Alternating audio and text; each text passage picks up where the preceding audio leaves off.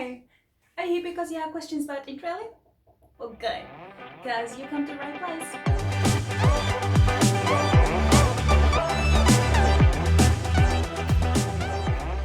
So, last summer I went Interrailing through Europe, and I've seen that some of you guys have been watching my videos or vlogs from my trip around last summer. And I've also seen that a lot of people have been looking through my 10-step video, how to go Interrailing and what you should do and stuff. So this is a kind of an extension of that. So when I finished my trip last year, I wrote down some stuff that I learned and some stuff that I wish I knew before I went. So this is what this video is going to be about. I'm also going to answer some of the most frequently asked questions that you guys have. And just some tips and tricks for you guys who might wonder what it's like to go solo backpacking. So grab a notebook and a pen and let's get started. Oh, and yeah, I put up all my merch from the places I've been. I rarely buy stuff, clothes from places I've been, but this time I'm from Miami, Rome and Barcelona. I don't know why. Okay, let's do this. Well, first I want to talk about trains because this is an Interrail video, right? So let's talk about trains. First of all, I bought an Interrail pass that had 10 traveling days.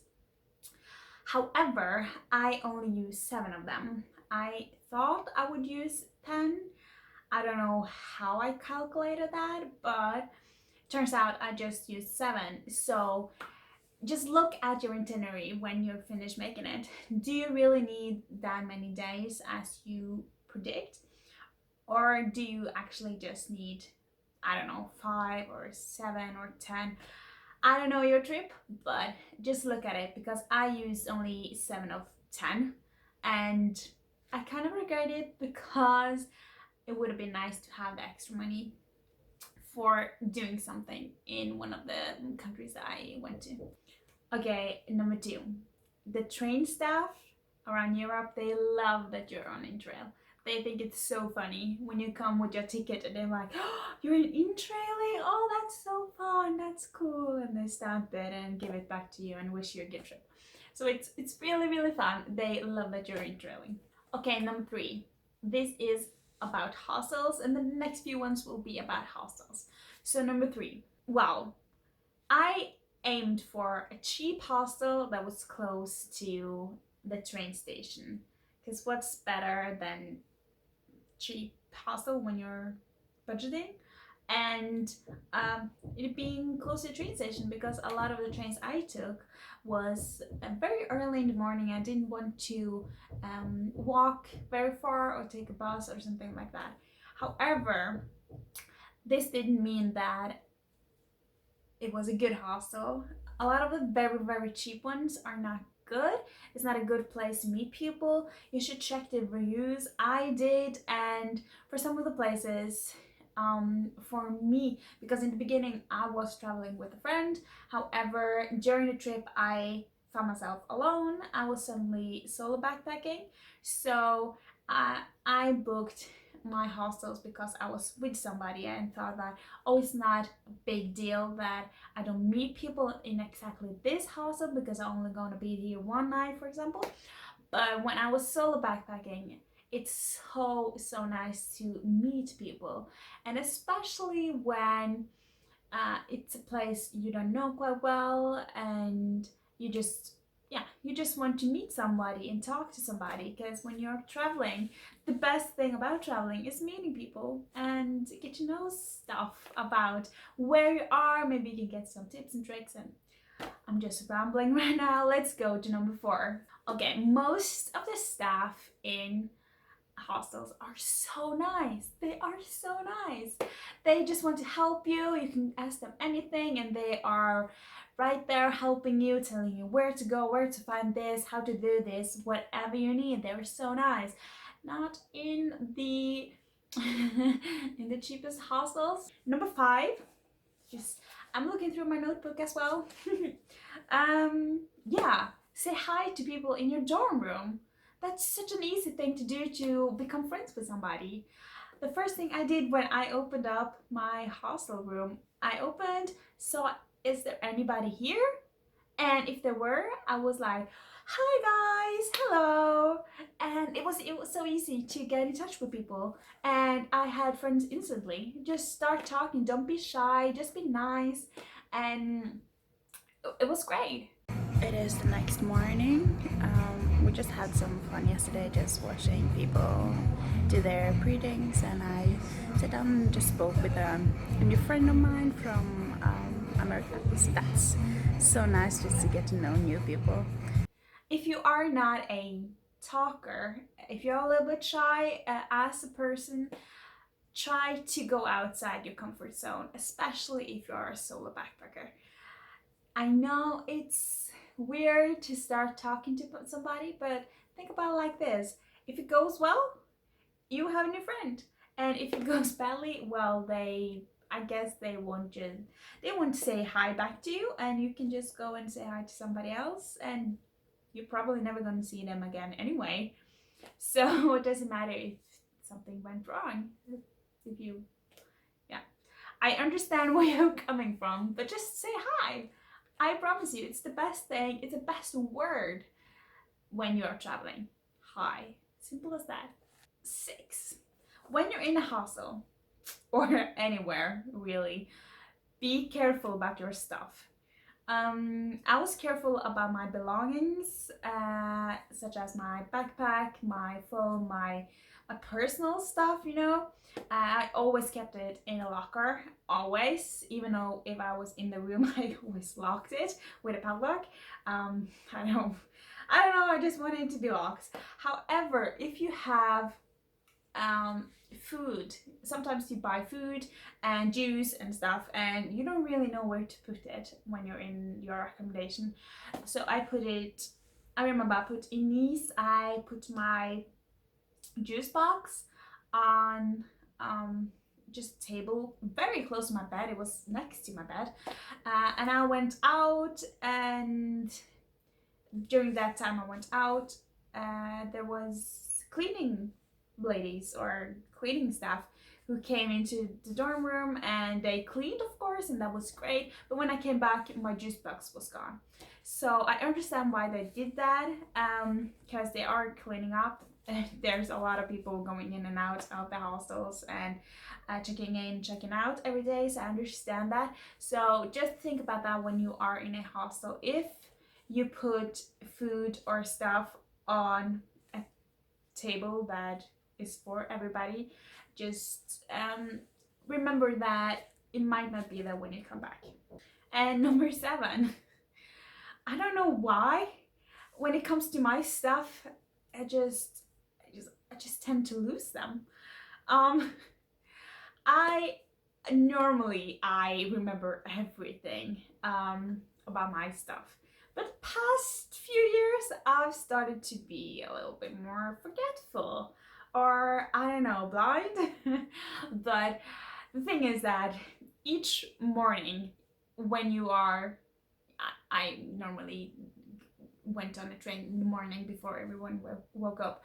So I woke up and packed my bag and I always looked around just to see if I forgot something, and I never did, I thought. I know that I forgot my hair straightener in Prague. Don't know how that happened, but when you are supposed to be very quiet because you don't want to wake somebody and you have to be quick to get out and stuff, you just randomly lose stuff. And in Nice I forgot a t-shirt, and in Barcelona I forgot a t-shirt and a short. Yeah, I forgot a lot of stuff on my trip and that's not good. And I was only gone for 15 days, so I don't know, if I was traveling for longer, probably my backpack would be empty when going home. So I don't know, just take a second or third look before you close that dorm room, before you leave. 8. You should be a good hostel guest.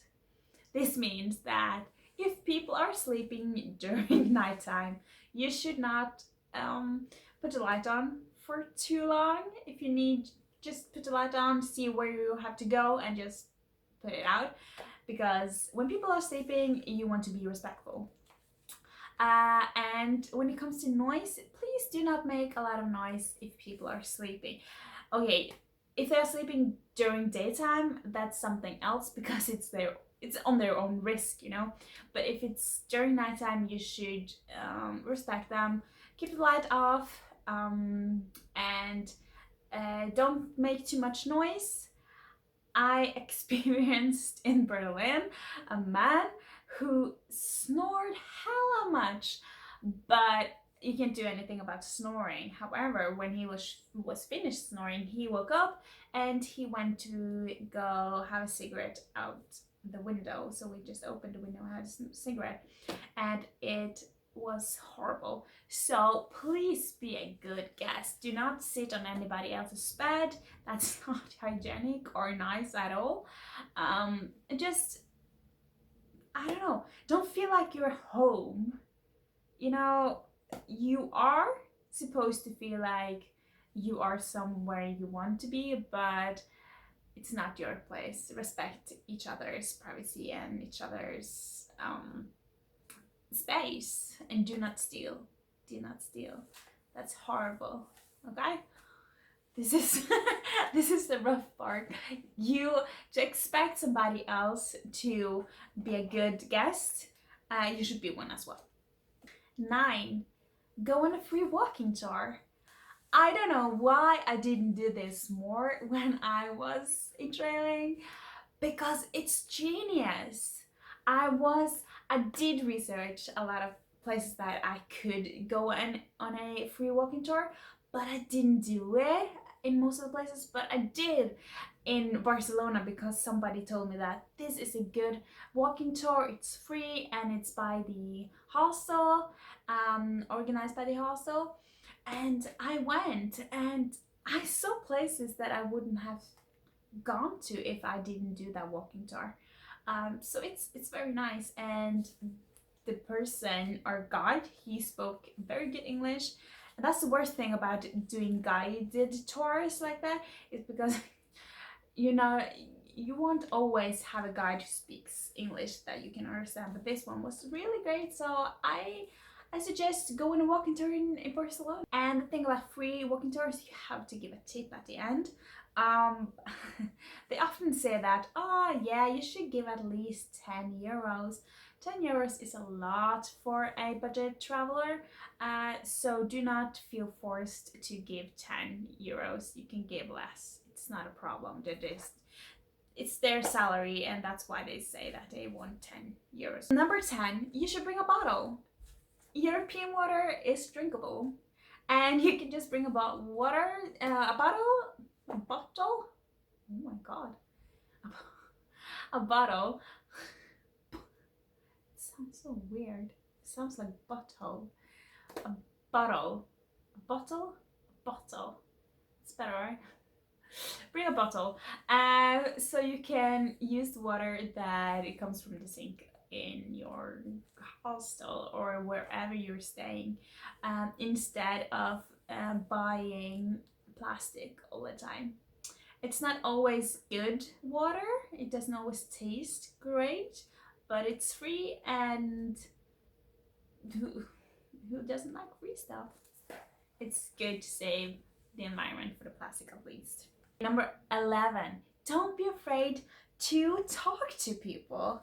The thing is that I spoke to so many people along the way, from people from Britain, from America, a lot of people from America. There's a lot of Americans in Europe traveling during the summer, and they are the nicest people. They are the easiest people to get in touch with, actually.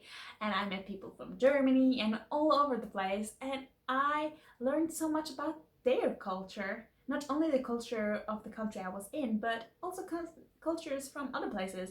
And it was amazing. You learn so much, and just, again, if you just say hi, it's the easiest word, and it gets you a long way.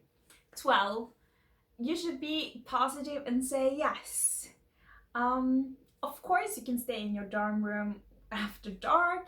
I understand that, but if some people want you to join them to do anything during the day or during the night, try to say yes. Try to just do something. You can experience a lot just from doing that. I had to say no sometimes because I had a very early morning and they wanted to go out during nighttime and party, and went back for 3 or 4 in the morning, and I would have to wake up at 6 to reach my train. So you are allowed to say no, of course, but I recommend saying yes because you can have a really good time if you just say yes. 13. When you go to countries around Europe, there's a lot of different languages. And yeah, most of them speak English, but if you just try and say, I don't know, a sentence or some words from the language from that country, they really appreciate it. If you just find a word for hello, buongiorno, hola, or buongiorno, or I don't know. I'm not very good with languages, I'm trying, but they really appreciate it. If you just start out a conversation with the locals or the person who works at the closest food shop, I don't know. If you just try to use their language, they really appreciate it and you learn something as well. Okay, here are some safety tips. First, scammers.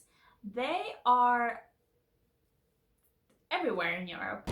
Duomo di Milano, and if you ever go here you have to be careful. You see the guys in the back there, they want to give you a bracelet, and if you take that bracelet they want money, and if you give them back the bracelet they get angry. Just, I don't know, just act like they aren't there as well. I did not go Interrail in Rome, but I have been to Rome, and there are a lot of gladiators who dress up like gladiators, and they say, oh, come take a photo with us, it's free, you can just tip us whatever you want to tip us. And we were stupid enough to go take a photo with the gladiators, and when we were finished they were like, yeah, give us the money now. And we were like, okay, how much should we give you? And it was so quick to say 20 euros or something like that. And well, just stay away from scammers. They are also around Paris. They have petitions, they go around, you have to sign a petition and give them a little bit of money just for, they have different causes for children and and they go straight into their pockets. So just try to stay away from scammers. I know it's difficult because they always have different ways of scamming you that you're not ready for, but I don't know, just stay away from them. If you don't want to buy something or give money, do not do it. 15. Be careful in Paris.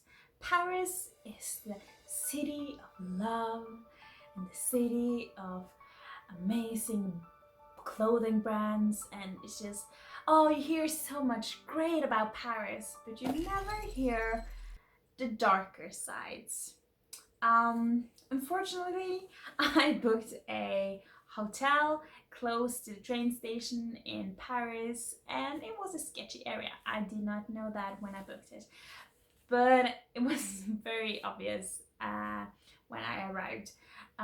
There was a lot of people standing on street corners and ganging up and just walking down from Sacré-Cœur one night, the big amazing church. I had my phone in my hand, I hold it really close and tight, and there was a person riding a bike behind me, and I was like, okay, you can just pass me, I can move so he can pass me. And when he passed me, he tried to take my phone. So I didn't feel 100% safe in Paris. So just, I don't know, just be careful wherever you go, especially in larger cities, because they are so used to tourists. They can see if you're a tourist or if you're from Paris or lives there. So just be careful. it's still a beautiful city. So don't be scared to go there. Just try to stay away from the places around the train stations. Just try to stay close to the Eiffel Tower or the Arc de Triomphe. They are nicer places. 16. First aid kit. Those 3 words. You should bring a first aid kit. Doesn't matter what kind of scar or whatever gonna happen to you. I often get blisters, and when I fall, I bruise easily. So I use my first aid kit a lot, and you should bring one too. That's just easy. You should bring a first aid kit. Okay, 17. I know that metros are kind of scary when you are not used to them. I did use the metro in London and in Paris, and they are very easy. They are ticket boxes, you just pay for a ticket. You get a little small little ticket which you have to put into a little machine before you go into the train station. I'm so bad at this, but okay. You have to put it in, and when you walk through the doors, you have to pick it up again. You need a ticket to get out of the train station on the other side when you are, or the metro station when you're done with the metro. So you just take your ticket, go to the metro. There are a lot of signs if you are in the bigger metro stations. There are signs for where you should go, and they have TV screens that show you what trains are coming in and what trains are going. And do not be afraid to ask somebody where to go or what train is coming and if it's the right train. I asked so many times and they helped me a lot. And when you are finished with your metro, you should be very quick into the metro because they close the door so quickly. But just be quick into the metro, as well as when you are finished, when the name of the place are up on the wall. They have a light bulb for each stop or something, so you just have to pay attention to the wall where you are, and when you are at your stop, just get out of the metro real quick, because as well the doors are closing so quickly. To get out of the metro station, you have to use your ticket again, as you did when you came in. Just put it into the little machine when you're at the end of the metro station. And I believe that I think you get the ticket back. Yeah, it doesn't disappear. It's quite easy, so don't be scared to take the metro. It's very easy. 18. Cheap food. Where to get cheap food? Well, you should go to the eastern countries. Austria, maybe Germany, Czechia, those countries on the eastern side. They are so cheap. Food are cheap, wine are cheap, everything are cheap. But when you go to Italy and Spain and France, you have to double the price at least, because it's way more expensive. So if you want a very budget trip, go to the eastern countries. And I have 2 more tips for you that I didn't write on my notepad, but this is especially for people who want to solo backpack. Don't be afraid to do it. I understand that it's weird because you're normally used to travel with other people, but just go. As I told you, it's so easy to get to know new people, and just try to stay safe. Take safety precautions. Don't do stuff that you wouldn't do at home. And be back to your accommodation before it's too late.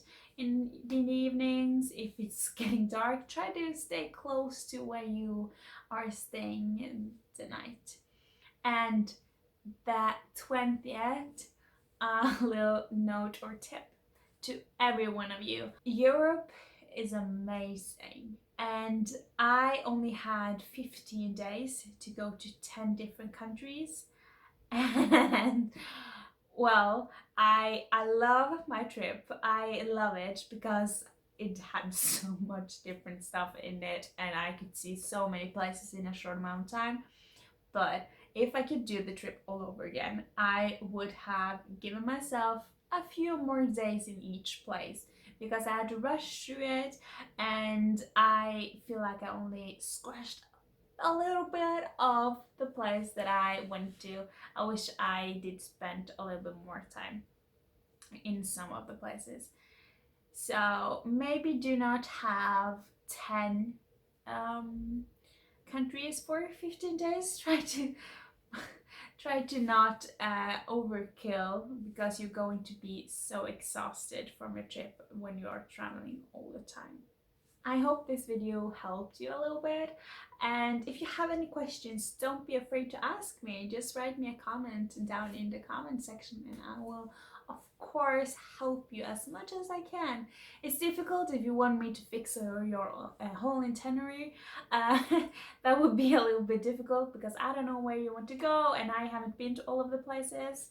However, I am going to link my itinerary down here. It's going to say where I was, at what time, what accommodation I used, and a lot of different other stuff.